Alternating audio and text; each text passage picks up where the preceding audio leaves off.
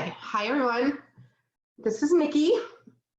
I am showing you right now my zip forms and my templates that I've created already. So I'm a little OCD and I like to have a template for every single transaction possible. So if you look here, it's a purchase template, 1 through 4, and I created this template on 3/19. This is a multi-unit listing. I created it 3/20/20. Residential FHA VA, purchase template, a condo template, a lease listing, probate, trust. So I have all of these templates that are specific towards certain kinds of transactions. If you want to be like me and do this, I can definitely help you. But today we're just going to set up a purchase or a listing template that is generic for any type of transaction. Does anyone have a preference as to whether we should do the purchase or the listing? I'd like the listing. That would be great. Listing? Okay. All right. If we have enough time, I can do both. And I think at the end I can show my the forms. So if you don't get them down while I'm talking, I can show you what they are afterwards. So first big thing I want to say is templates is green. Once you've created your templates, you really don't ever want to type in these after, say, today. And you can tell the difference. I can tell the difference on mine because I call them residential or I call them listings. But if I go over to my transactions, I always name those by a listing has the property address and a buyer has the buyer's name. So that way I know when I'm in transactions is when I'm talking about a real live listing or a real buyer. And when I'm in templates, it's the template that I'm going to use for those transactions. If you type in these on accident, and it happens more often than you think, every time you use the template, it's going to auto-populate all the information that you've typed in it. So it happens quite a bit. Today we're going to start with a new listing template. So I go up to the top and I hit new and listing.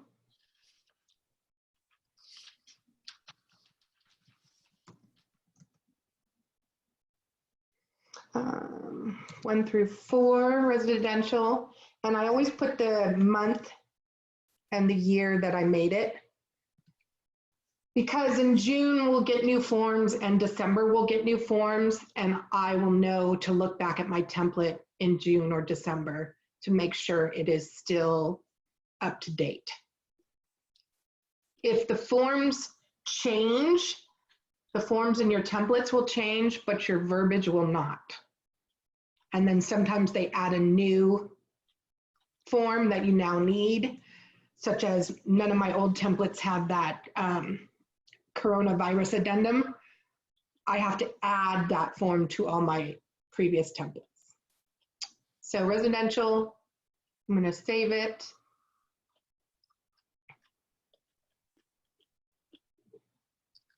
If you have questions, let me know.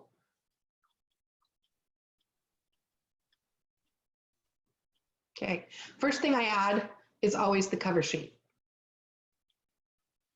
Everything you put into the cover sheet will auto-populate onto all of the other forms. I think I'm going to go through and add the forms first, and then we'll auto-populate the information. The next form I add is the residential listing agreement. The next form I'm adding is the CRMLS exclusion form. Where you can find this is up here in the libraries, form libraries. Click on that. You go down to the CRMLS1, and there's the exclusion form. I go back to the Association of Realtors library. I add the representative capacity signature disclosure.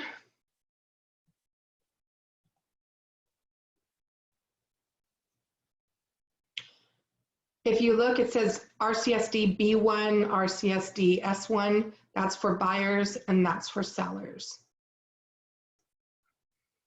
I have my libraries done by form number, just because I know the form numbers better, but you can switch it to alphabetical. Okay, the next form you might need in a transaction would be the modification of terms.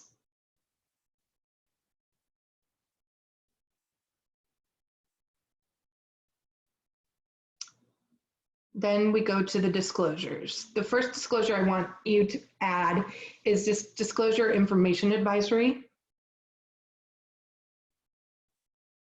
This one basically tells the sellers how to fill out their TDS and SPQs. The seller's affidavit is the next form. I generally add 2 just because a lot of times there's 2 sellers. I add the agent visual inspection disclosure.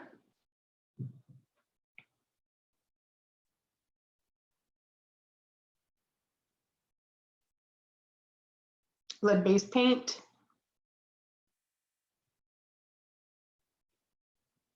Market conditions.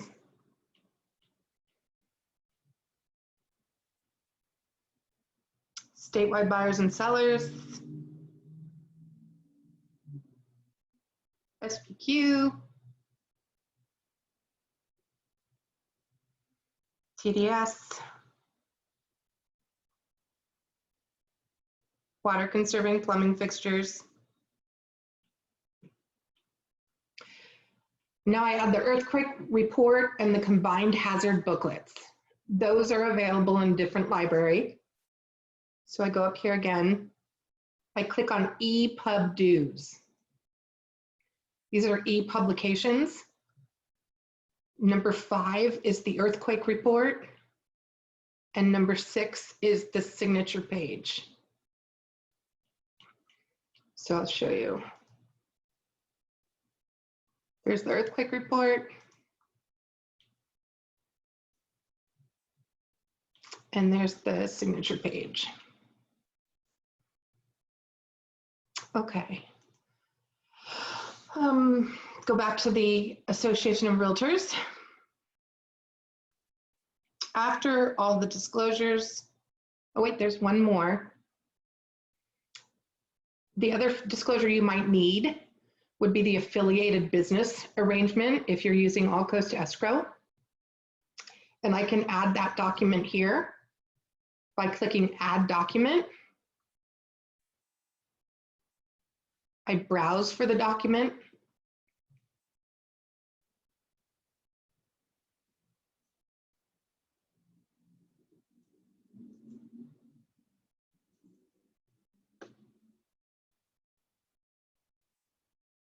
I hit OK.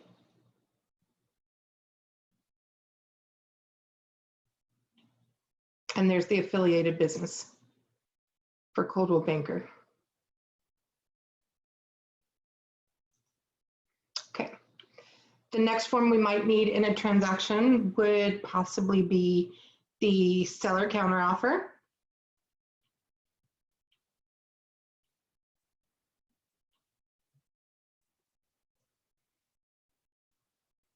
Or the seller multiple counteroffer. The seller's purchase of replacement property.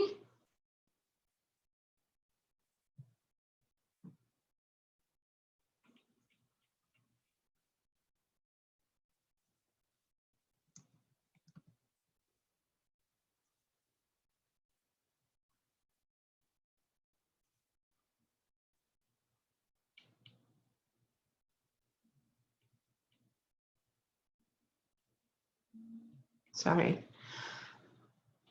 Seller's response to the request for repair.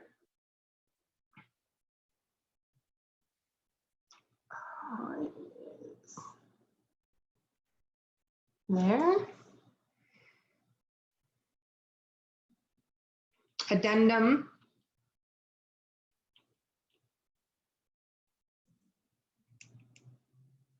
Addendum is used anytime you're adding something to a contract. If you're changing something that's already been agreed upon, you would use the amendment of existing agreement terms. Okay, then we might need the contingency removal. I always add 3 to my templates because it seems like everyone's changing the investigation dates. So there's 3 different contingency time periods. I add a buyer inspection waiver. The buyer chooses not to do an inspection. You really need to send this to the other agent yourself. Don't rely on them sending it to you. You don't want to wait till the last minute to try and get that form signed. The next form you might need is the extension of time addendum.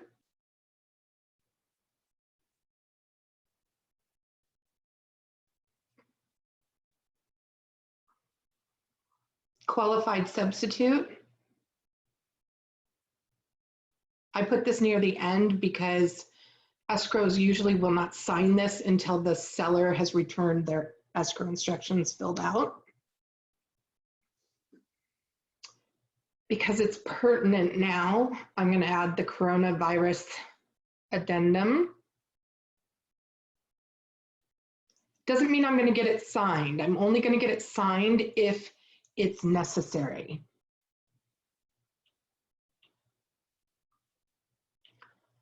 I'm going to do this SIP form, seller in possession addendum. And finally, the verification of property condition.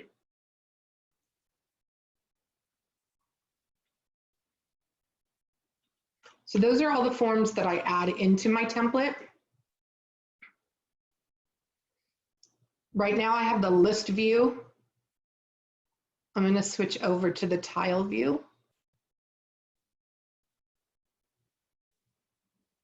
Going to open the cover sheet.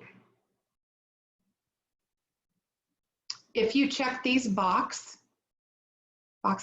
on the form, they'll do a little red X where the seller is supposed to initial or sign. I always add California because we're all doing business in California. That doesn't change. Residential.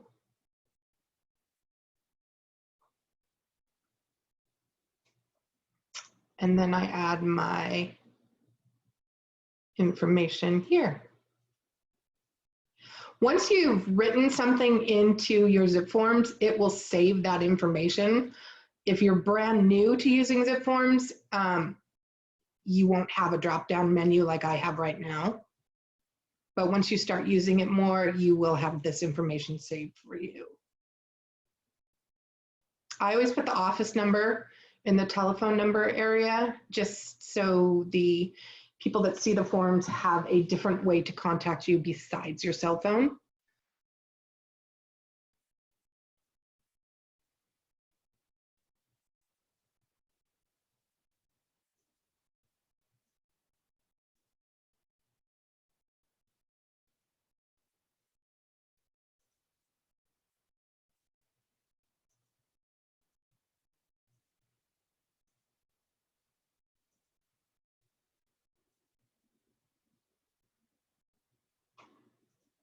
Okay, now that I've filled all that in, that information is going to auto-populate everywhere in all the forms that I've added to my template. That's the only information that I know right now that I want populated onto every form. So if I hit back, it saved the information.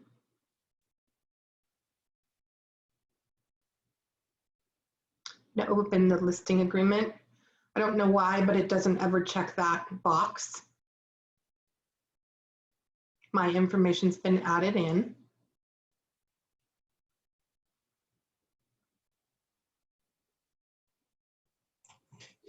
Hey, Nikki, this is Harold. I had a quick Hi. question. Yeah. So if we mistype something in that the cover sheet, how do we get rid of it? I mean, we can type the correct thing in, but then you've got like the same thing 2 or 3 times, and you got to pay attention to which one is the right spelling. Do you mean when it's actually in the form, or Yeah. do you? Well, so I mean, it goes to that drop down when you go to that field. So say you misspelled that word. Yeah, like this? Yeah, exactly. You know what? It doesn't go away, unfortunately. So it does keep that remembered misspelling. Be careful. Yeah. Although it just happens on the drop down menu. So, if we were looking at other things, you could see where I've misspelled things a bunch of times. But this time I only did it once for you. So yeah, you do have to make sure that you have clicked on the correct spelling, because those drop-down menus remember everything. And then just a note here, I know a lot of people, when they do their DRE license number, they take away this 0. So they would say it's 1430724. The 0 needs to be there, just for everyone's informational purposes. It's not a correct number if it doesn't have all, I think it's 8 numbers, 3, yes, 8. Okay, Coldwell Banker Coastal Alliance is in the broker. Can't really fill out anything else up here right now, but I can put in 6% or 5%. Up here is where you're setting the total commission percentage that the seller is going to pay. Down here is where you put in the percentage that you're going to give to the other agent, the buyer's agent.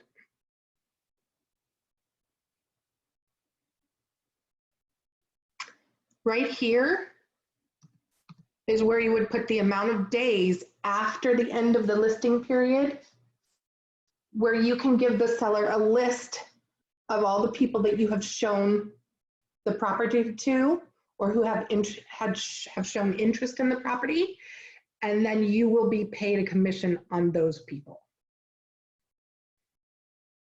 If you don't have the number here, then you don't get any extra days. And if you don't actually give the list to the seller, then you don't get the commission either. Okay. That's all I add on that place. CRMLS is who we use.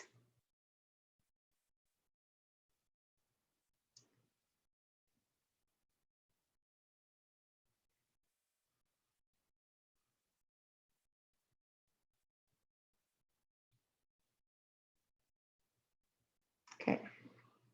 If you work as part of a team, you can put the other agent's name right here.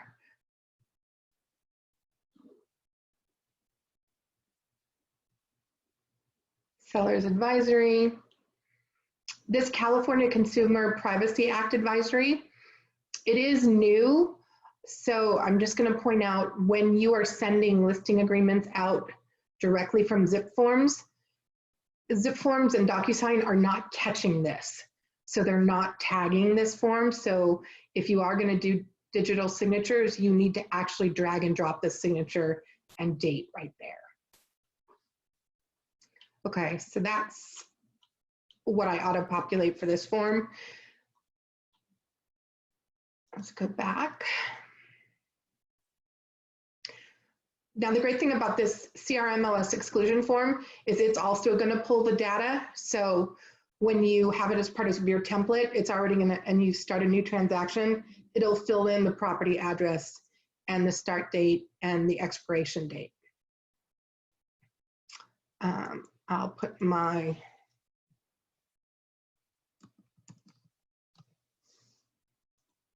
MLS ID there, and let's see.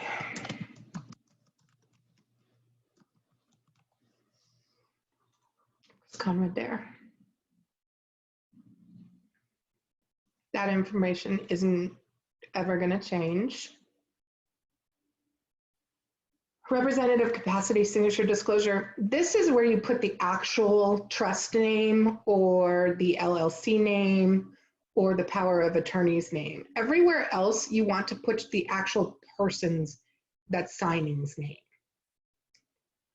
That's just for information purposes. This is filled in, auto-populated, so we're good on that.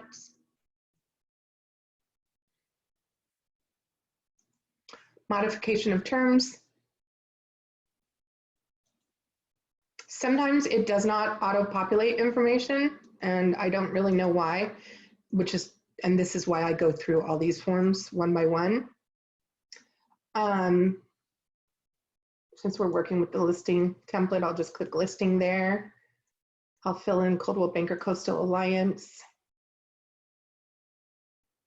You can use the modification of terms to change the price, the expiration date, to change the commission, to change things that are included or excluded from the listing. There you go.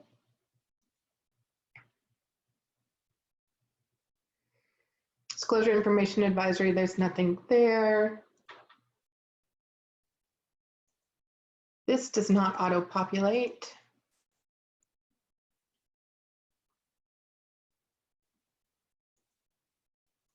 The reason why I go through all these forms like this is because this is all form information that I don't want to have to waste my time putting into zip forms every single time I do a transaction.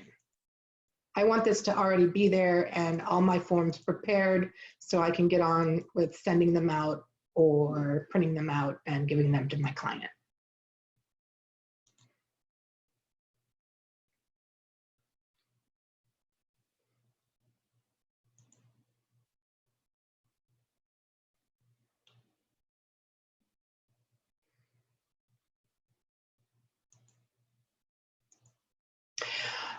These are also some of these little things I'm doing, like this box. There are certain brokerages that will return a lead-based paint form to you because you don't have that box checked. Okay. Market conditions statewide, there's nothing that needs to be there. TDS.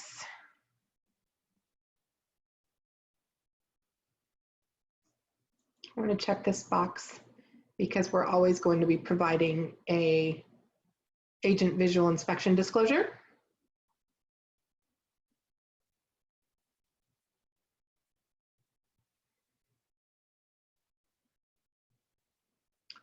Let's see, seller counteroffer. It's a counter to the purchase agreement.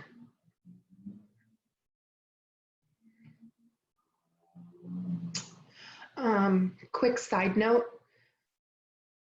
every now and then in real estate we'll get somebody that, you know, they have a lot of terms that they use.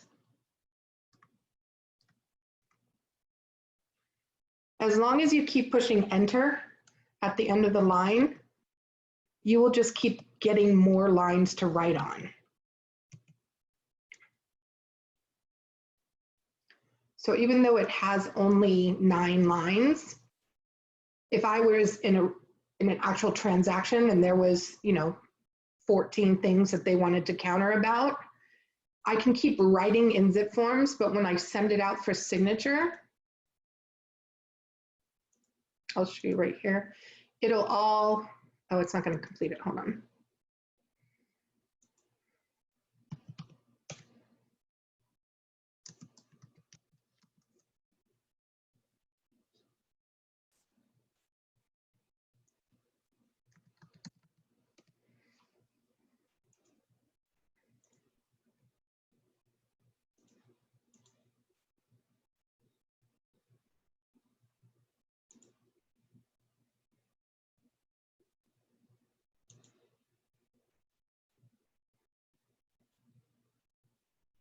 It's going to say see text overflow addendum, and then it'll put all that stuff that you've typed on the second page.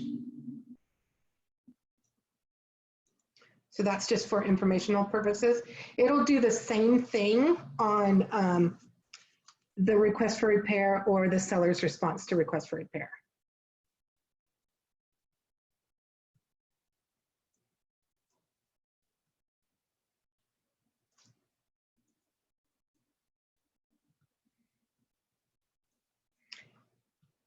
And I'm deleting this because otherwise it'll save it on every form. Okay. Seller multiple counter. Okay. Here one.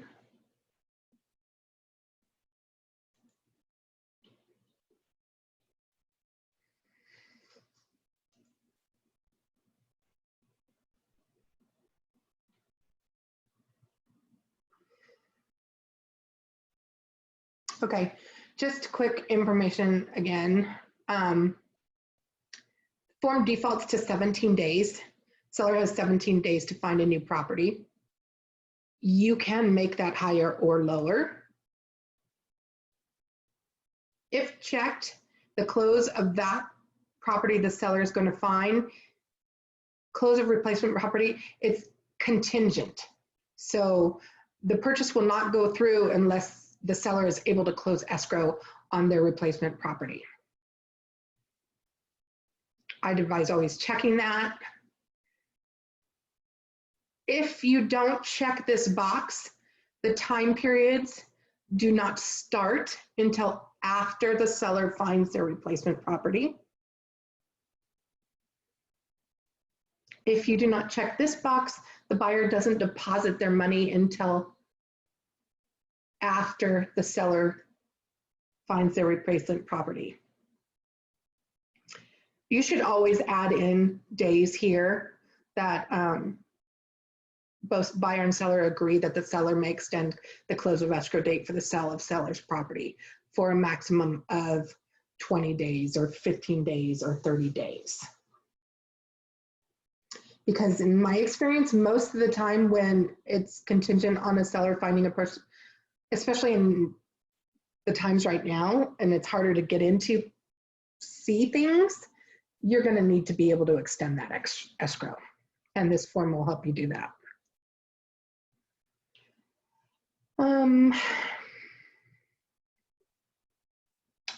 Seller's response to the request for repair.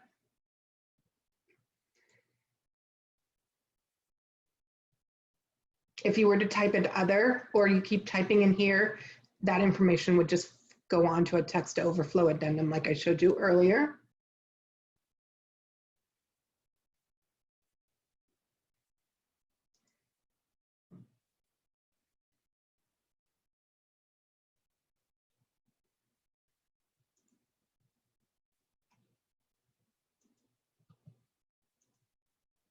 You can use this addendum to change or add information to the purchase agreement, to a lease, to the transfer disclosure statement, or an SPQ. Just know if you're going to do an addendum to the TDS or the SPQ, the buyer has 5 days to review anything on the addendum once you give it to them, even if the buyer's investigation contingency has been removed.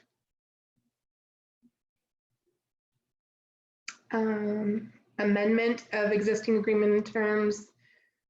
Again, this is if you are changing something, not adding something.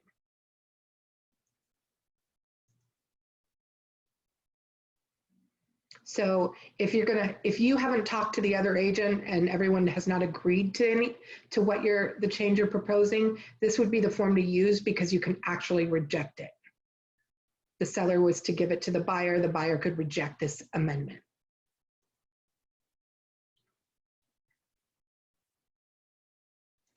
Contingency removal 1.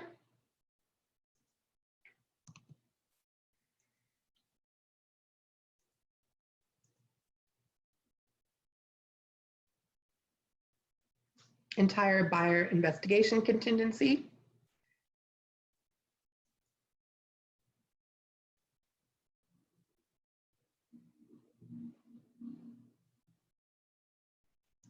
Number 2,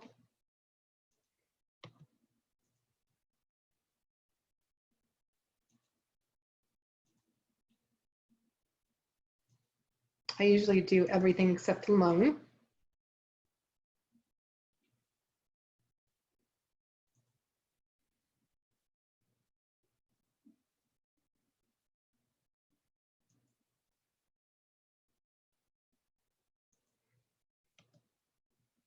Three,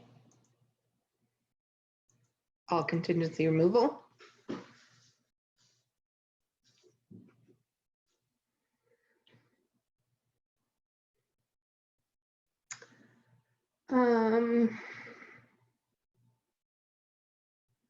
Buyer's investigation, inspection waiver.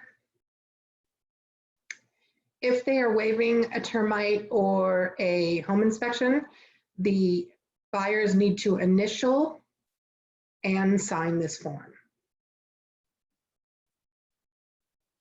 You can also use this to give to the buyer when you are providing them with a home inspection that you've already have because it fell out of escrow, or just because the seller already did the report.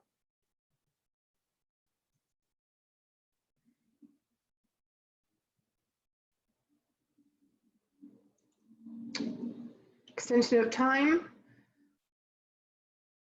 I've been seeing lately a lot of people changing the close of escrow dates on addendums. It doesn't need to be done on an addendum. You just use this form to extend the escrow. And you can provide this form to the escrow company as well. If you're going to extend a contingency, you could do it right here. Other extensions, most of the time this isn't used, but I have had it used for deposits.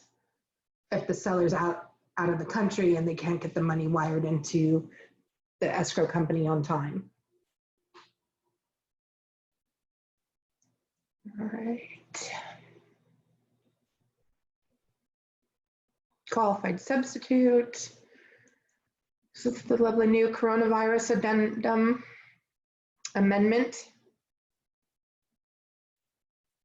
When you're using this form, you actually need to pick one of these.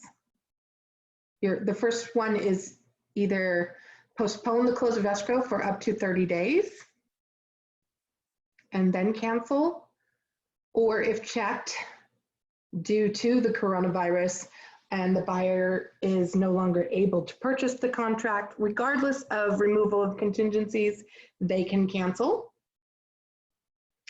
Number 3, if both buyer and seller agree to mutually cancel the agreement and the deposit will be returned. Number 4, I don't know what other things you might put in there, but you do need to pick one of these. And we don't want these sent on every single transaction. We only want these sent and signed if something happens that this form is needed. That's why I put it at the end. Seller in possession form.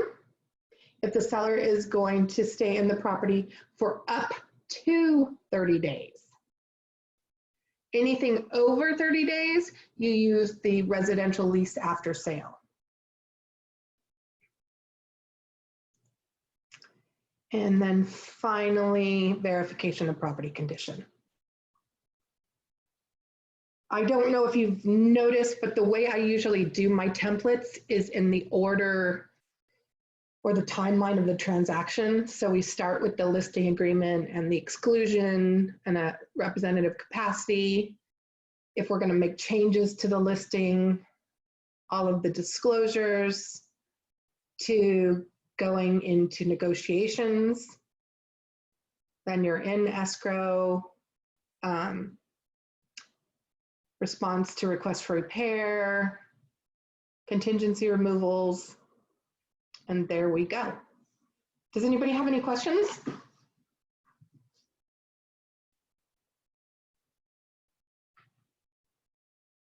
No?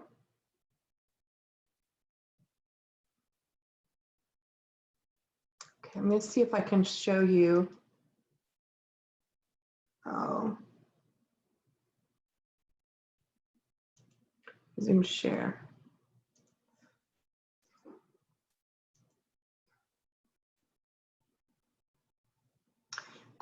These are the forms that I just went over.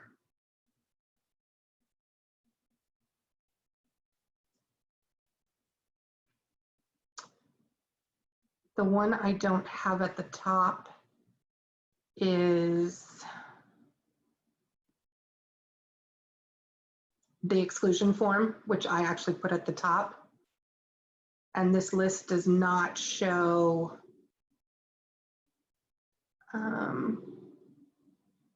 the coronavirus.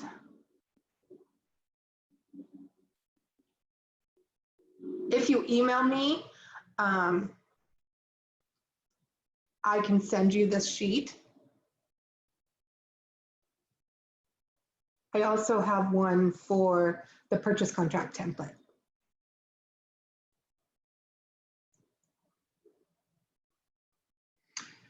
Okay. Oh, there's,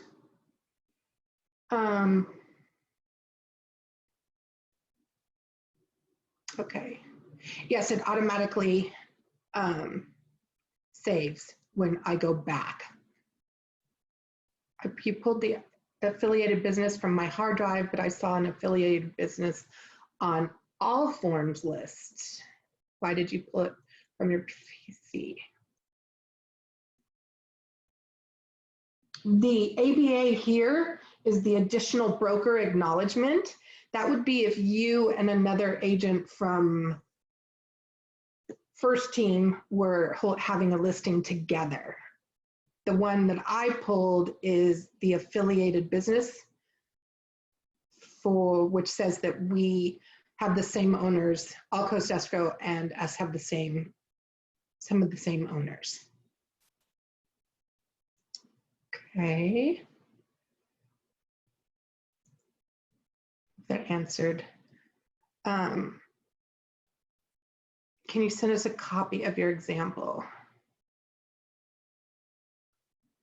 Do you mean the example of my whole listing, or do you mean just the, Linda, I'm not sure what you mean by that. Melissa, yes. When you work with a TC, you do get the support and help on all the documents. How do I pull in the combined hazards receipt, Paul?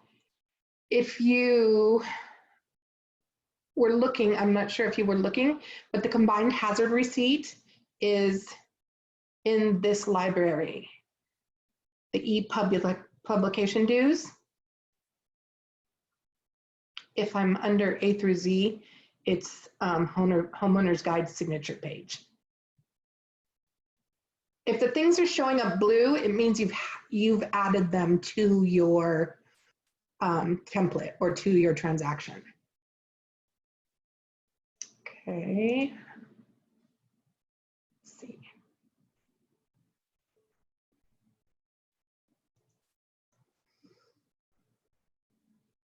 How do you get the extra signatures?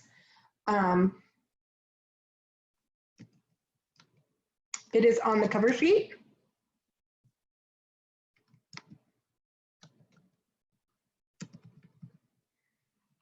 Just 1 second.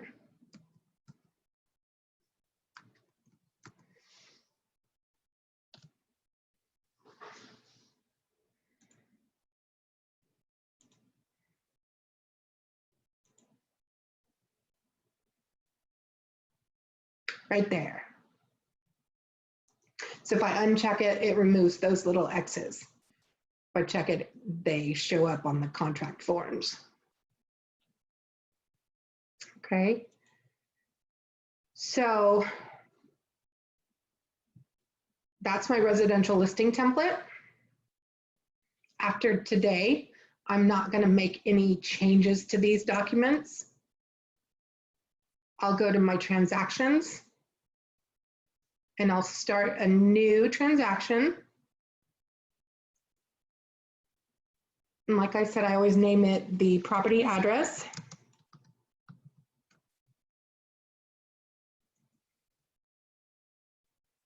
Residential. And so I don't want to use this template. I want to pick from my templates. This is also why it helps to have them dated. Where is it?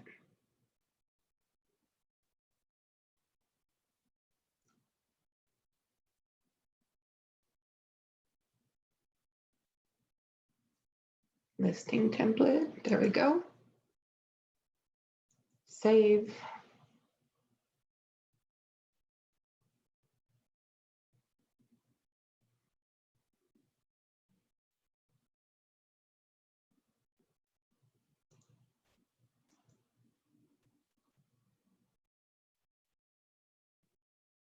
There's everything I added.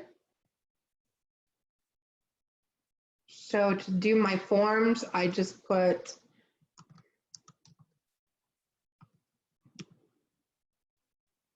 sorry, I didn't save that.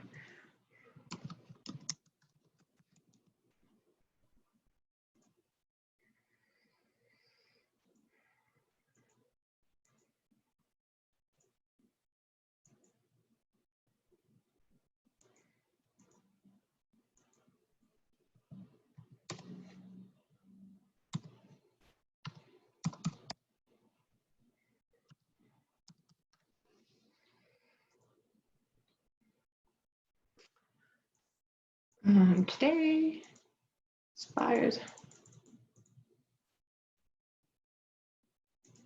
26. Listing price.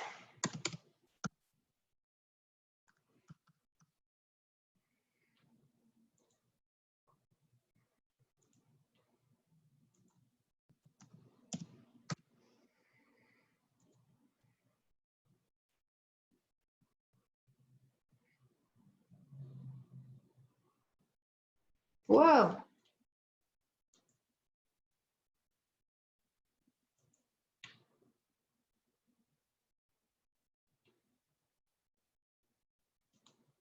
Hmm.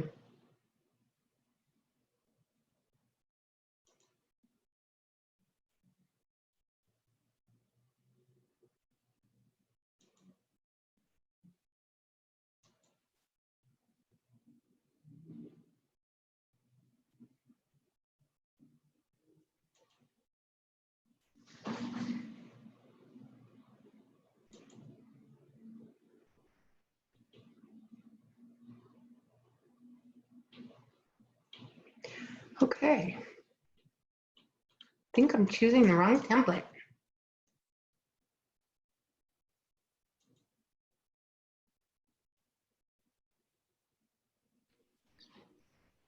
Are you doing okay, Miss Nikki? Yeah, I think I chose the wrong template. Sorry.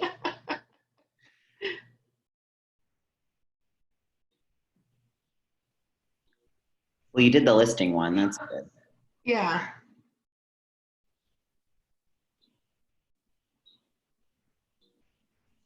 All right, I'm not sure which one I named it. So this is what happens when you do this class too many times. Um,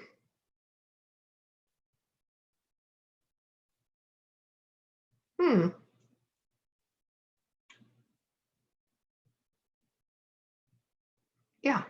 Okay, so all of the forms would have been saved. All of the information is saved. Any other questions? 6. Yes, I can send you all the forms if you want them, Linda.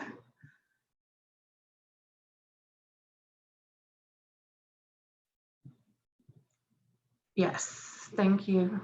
You're welcome, Ernie. There you go.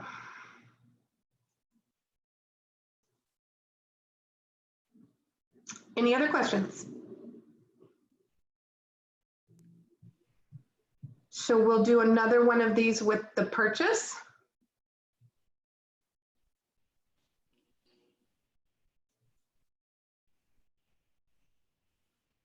Two more. Welcome, Paul.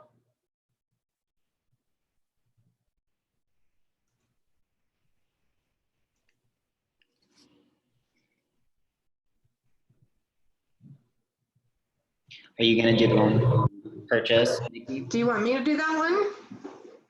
I don't know, show of hands off to the side. Should we save that for a different day or should we do it today? Should we do the purchase one too?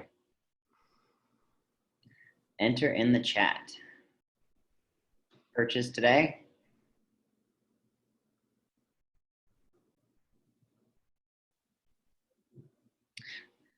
You know, I'm gonna go with Nikki that we've got time today. For most people. Okay. Yeah, if you can do the purchase one and then we'll wrap it up, that'd be cool. Okay, new purchase template. So I'll stick with residential.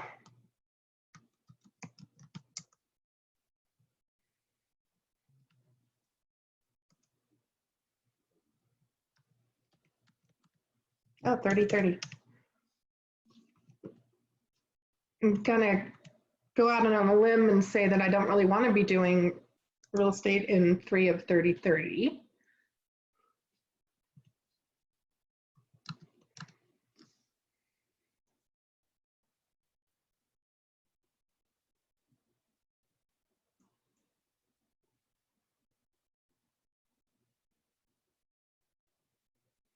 Okay, so as before, the first thing we're going to add is the cover sheet.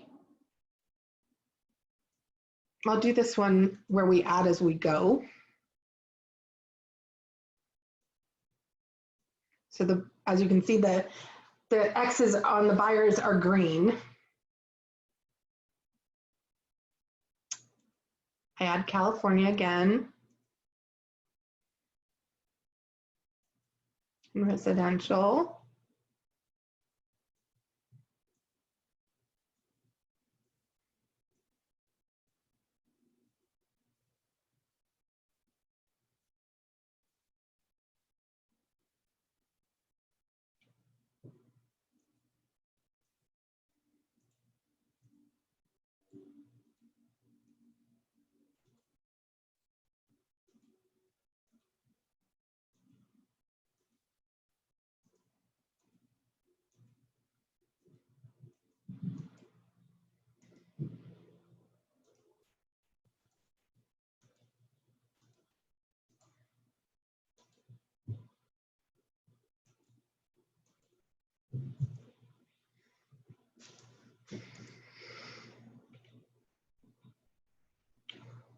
Okay. If you had a preferred escrow company, you could put them in right here and it would auto-populate that information into your purchase contract. Same with the title information and the home warranty information. Okay. There, I saved it. Okay. The next form we want to add is the residential purchase agreement. Actually, I lied. Considering the training we had earlier today, I don't want to add this one first. Okay, come on.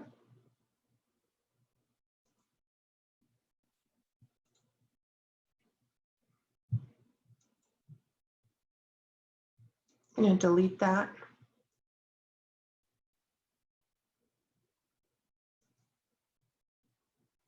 I want to add the buyer broker representation agreement.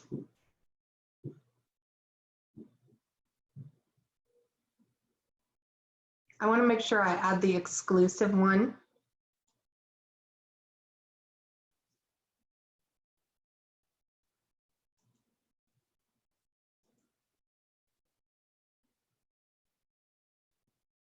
Okay, it has my information auto-populated. Earlier, I had asked Daniel if he pre-fills this form out. I think he said that he puts in 2.5%.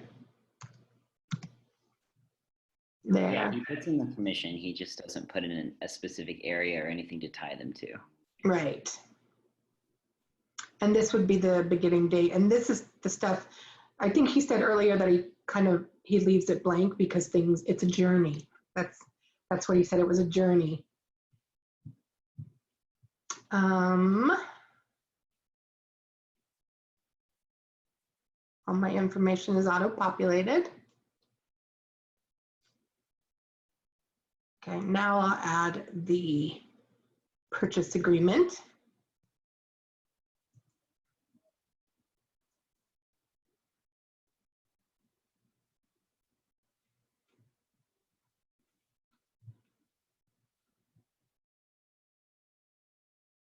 This one has a little bit more stuff that I auto-populate into than the listing agreement.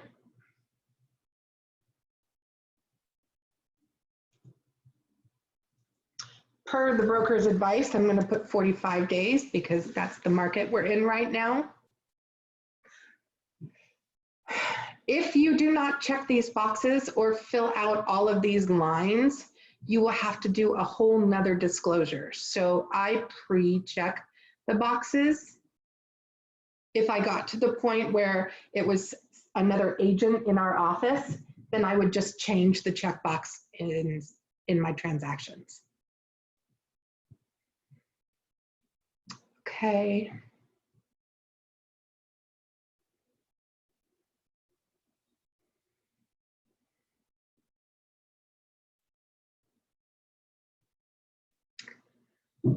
Little note about this, if you're going to add the statewide buyers and sellers advisory with your purchase contract, you don't need to put the check mark here.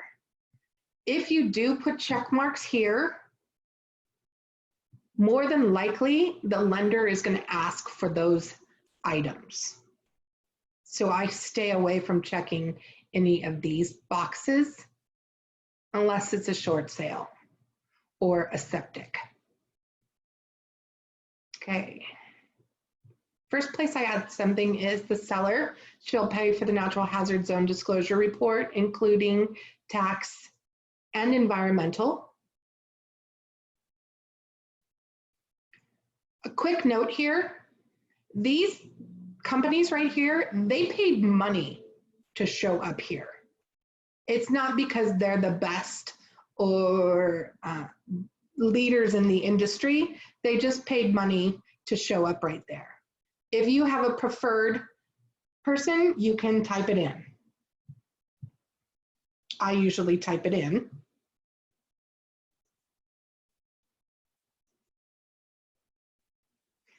Today I'll type in First American. Or you can put seller's choice. If you're going to ask for a termite, I click there.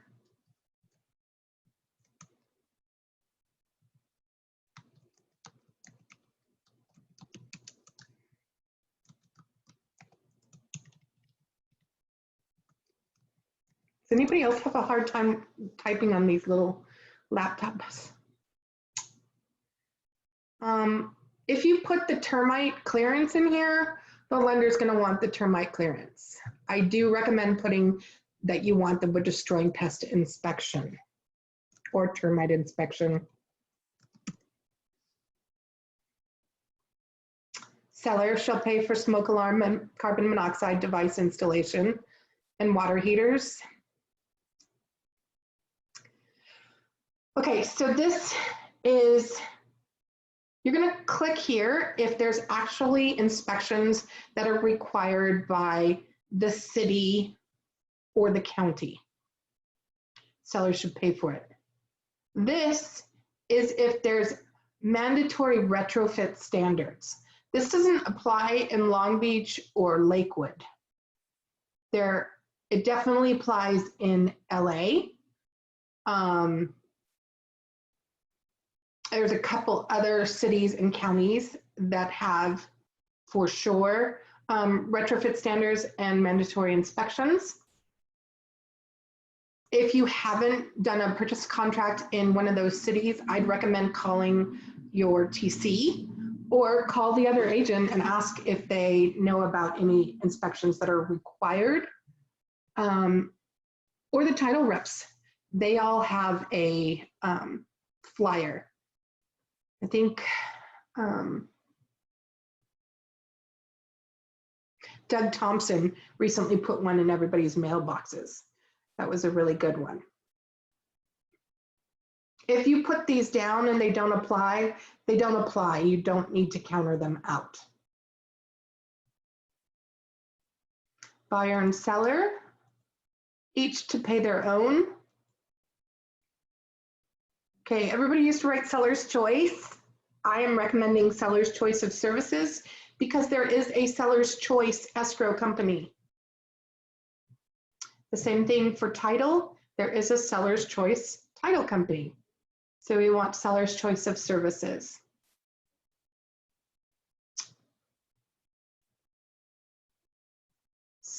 In Long Beach, the seller pays for the county transfer tax.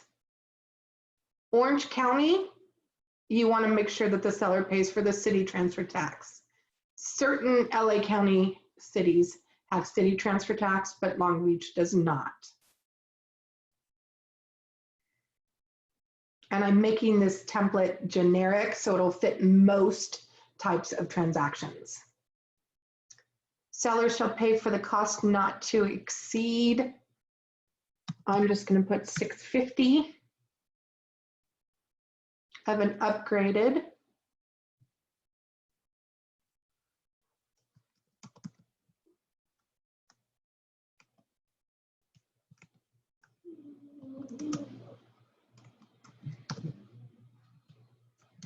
Buyer's choice. I always click other, and I always put in buyer's choice of options and buyer agent to order.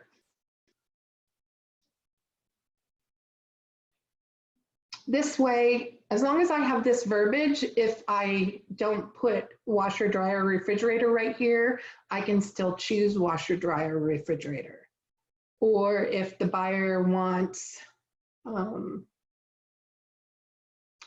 limited roof, or if I forget to check air conditioner and there is air conditioning, as long as I have buyer's choice of options and buyer's agent to order, then I am in control of the options and ordering the home warranty.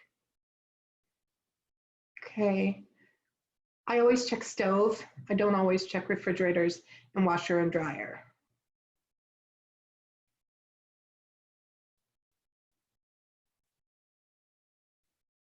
I leave this at 6 p.m., but I want everyone to note that if you put in 3 calendar days, but you don't put in a time right here, the possession happens at midnight. It doesn't happen at 6 p.m. It doesn't happen at noon. It happens at the end of the 3rd day.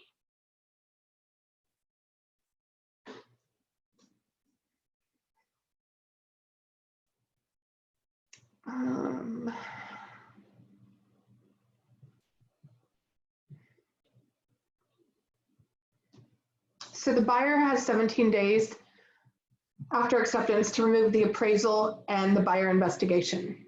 A lot of people are lowering the buyer investigation here. If you are going to give your buyer 10 days after acceptance to do a buyer investigation, I lowered the seller's days to 5. They have to give you those reports and disclosures in 5 days.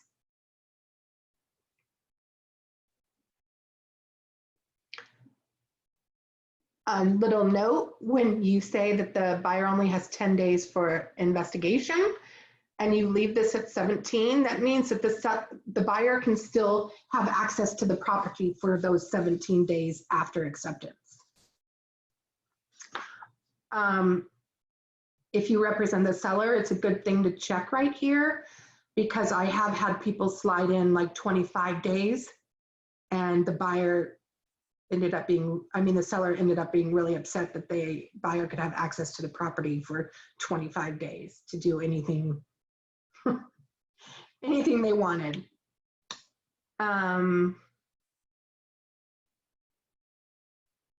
Notice to perform, it can never be less than 2 days, but it could be longer than 2 days.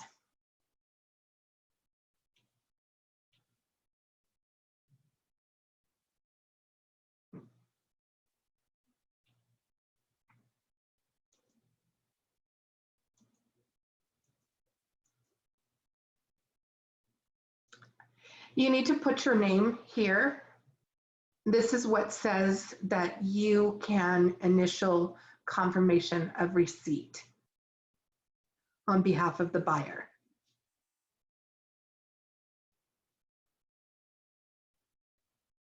All the information needs to be in here.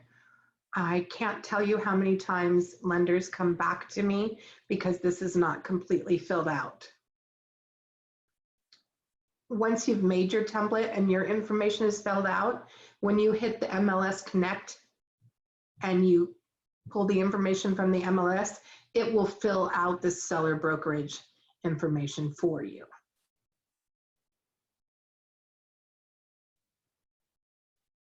Once again, remember that if you're sending this out digital signatures, it's not going to tag this, so you need to remember to tag it for your client yourself. So that's the information I auto-populate on the purchase contract.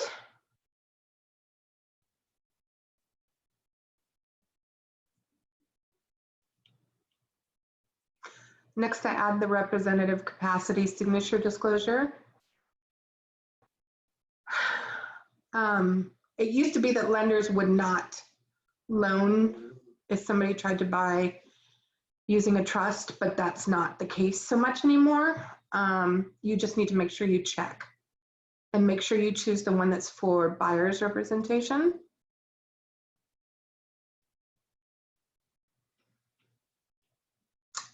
I also add the contingency for sale or purchase.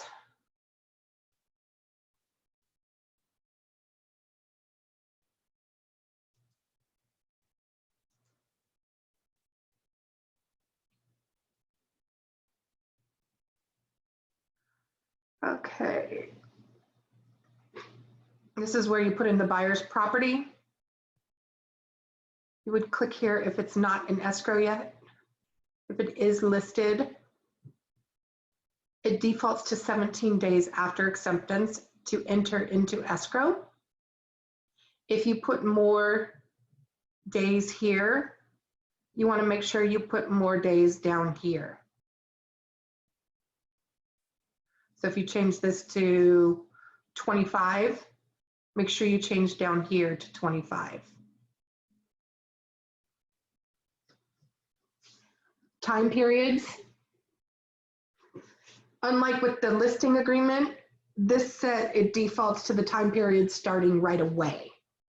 You don't want the contingency periods to start right away, then you need to check this box.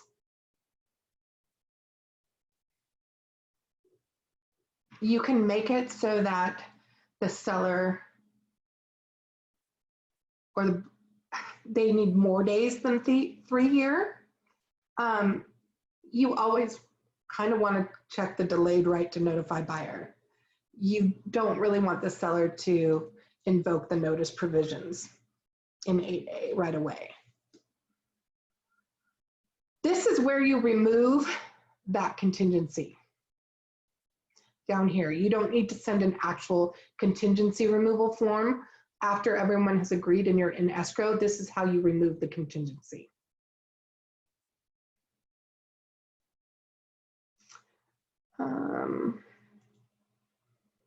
Next thing I add is the buyer counteroffer.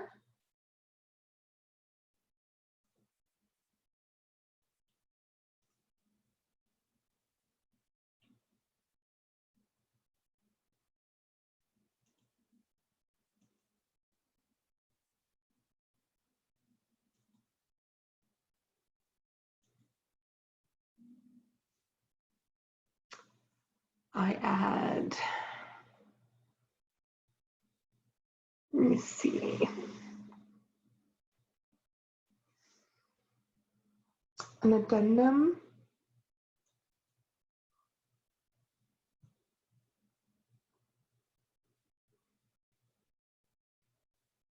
And an amendment to existing agreement and terms.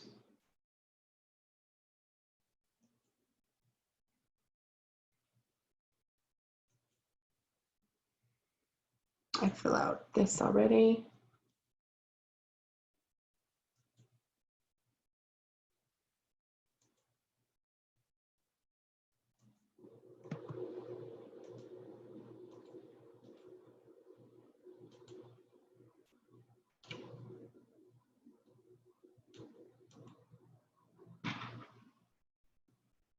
Agent visual inspection.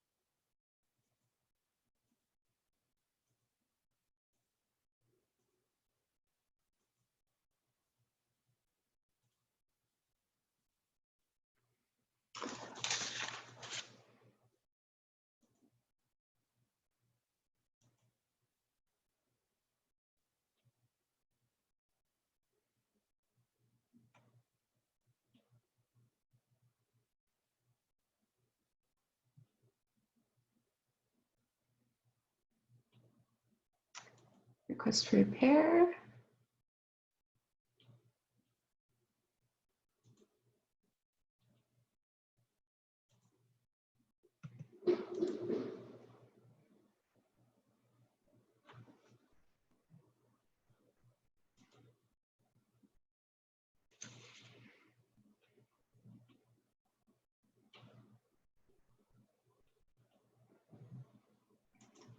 Contingency removals, 1,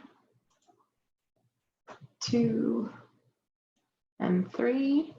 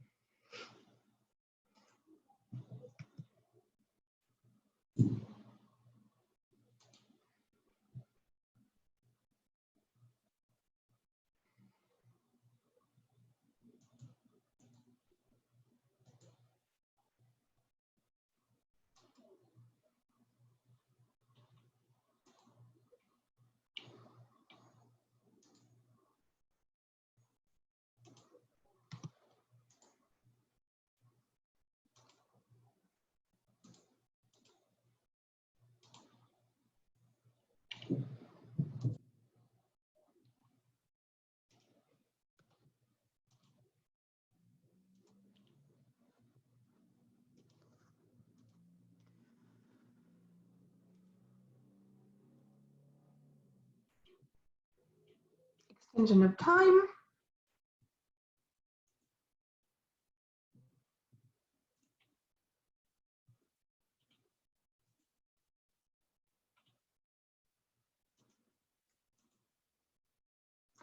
I always add the hazard booklet because a lot of times, for whatever reason, it's not included in the disclosures that I receive from the other side.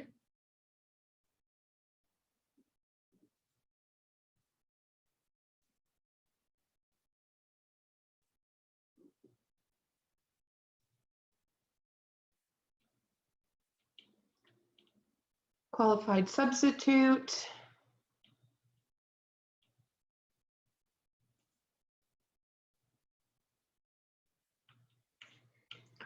Coronavirus addendum.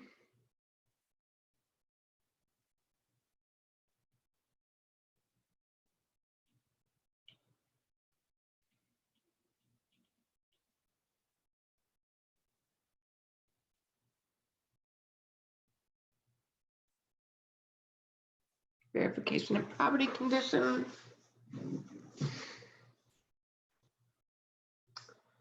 And there is one that I didn't add. I am going to add is the buyer's inspection waiver.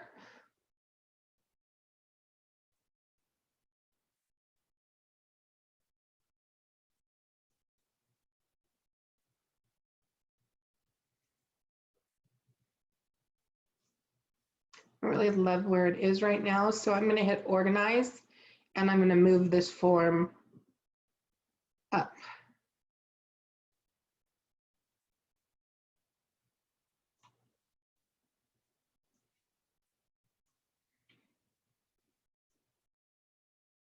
And I'm going to hit done organize. There it is. Okay. So I just want to confirm X's are there, California, all my information's correct. Yeah. And there's the purchase agreement template. Any questions? Okay.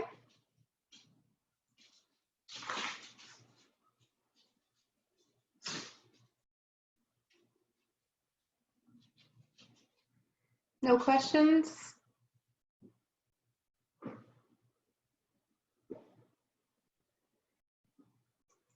Okay, so I want to go back to the list. I'm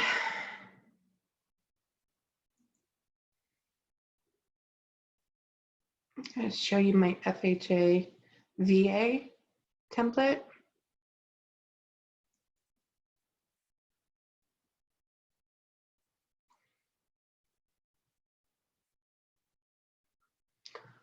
On my purchase contract, I automatically have that checked, the FHA. So in my forms, the FHA VA amendatory clause is added. And I also have added in the FHA VA notice addendum. That's the form where you can ask for the lender required repairs.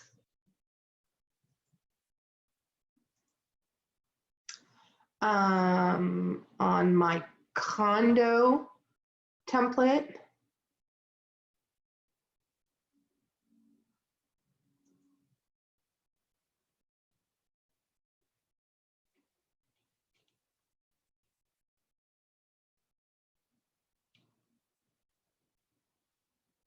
I have the boxes checked for the HOA. I think, yes, I have the Buyers Homeowners Association Advisory. So that's how I have all my templates so that they're specific to each kind of property. What you can do is once you've created the first one, like we did today, you can come over here and you can copy this and then it's going to take that whole template we already did and you can make it a condo template, or you can make it a FHA template, or you could make it a probate template. You would just do this, condo, and then I would save.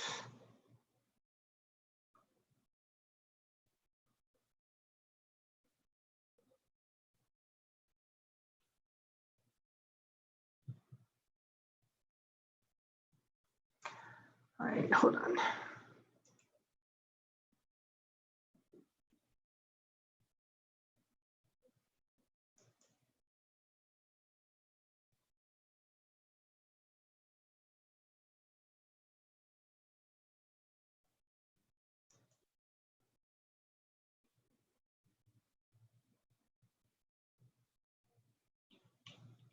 Okay, so I'm back in there and I want to be in the condo.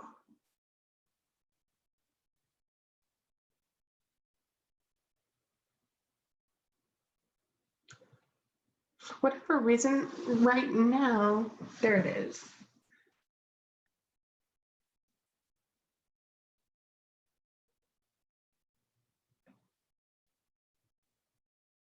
Okay, so that's the condo. So I would just go into the purchase agreement.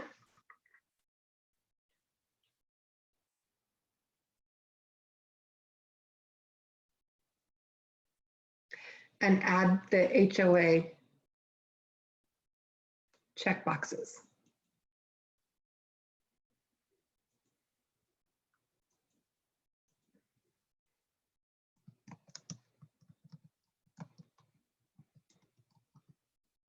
If all else fails and you're not sure, if you put if applicable, it will apply if it applies, and if it doesn't apply, it won't apply.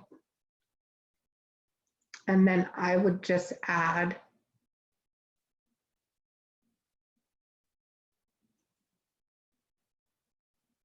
the Buyers Homeowners Association advisory. This isn't a Coldwell Banker required form, but what it does is it kind of helps the buyer go through the HOA documents.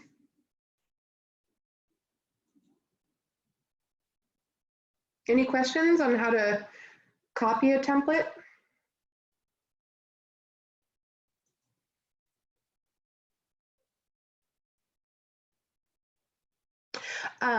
Ernie, if it's 5+ units, it's pretty much the same. You're just going to use the income or the commercial property purchase agreement. And actually, there's quite a few less documents needed. I always check on commercial 5+ units to make sure the listing agent even wants CAR forms. A lot of times they want the AIR forms. But yeah, you can have your friend email me and I can tell them I can send them back an email of what's required. Because I do have a commercial template as well. Any other questions?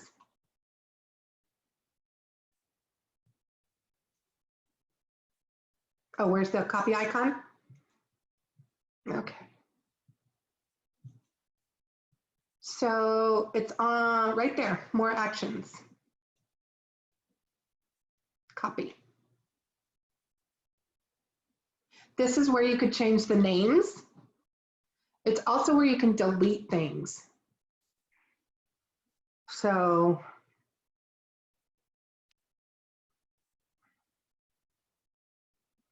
I probably don't want this purchase contract template from January of 2019 anymore.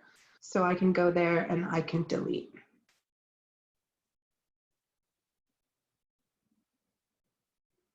And then this is the one we were just working on.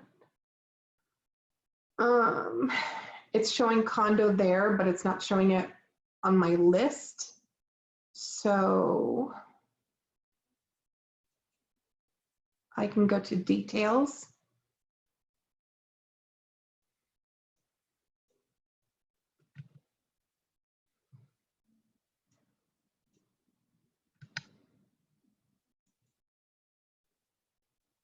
And now I can see the difference between the 1 through 4 and the condo template.